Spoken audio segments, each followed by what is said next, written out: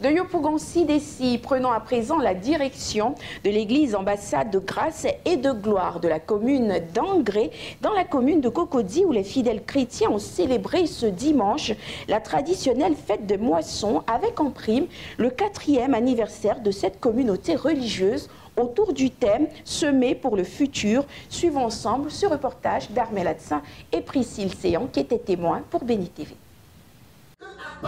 Ils tiennent tous chacun des enveloppes symboliques à travers lesquelles ces fidèles de l'église ambassade de grâce et de gloire traduisent leur reconnaissance au Seigneur pour ses bienfaits à leur égard. Nous sommes à la fête des moissons de cette communauté chrétienne qui, par ailleurs, commémore ses noces de cire. 4 années de dur labeur, mais surtout de grâce et de bénédiction pour lesquelles les fidèles de l'AGG rendent toute la gloire au Seigneur.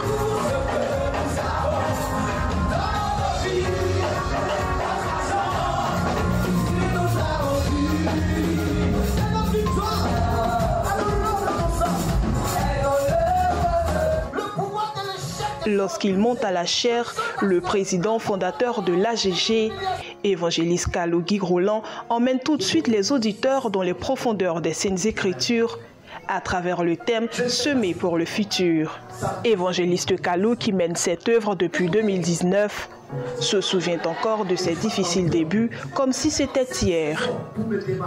L'homme de Dieu rend toute la gloire au Seigneur et pointe du doigt ses principaux défis.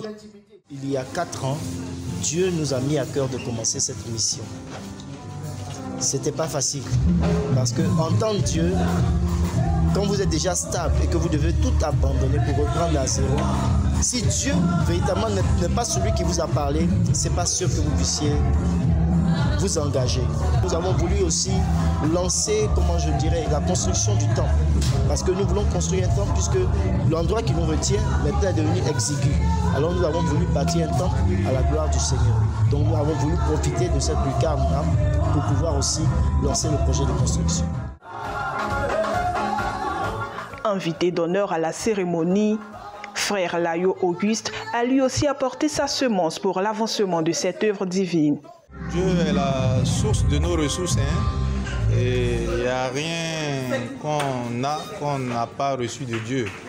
Donc, donner une partie de ce qu'on a reçu, c'est tout à fait naturel pour nous. Donc, c'est juste une action de reconnaissance pour témoigner à Dieu tout ce qu'il a fait pour moi et ma maison.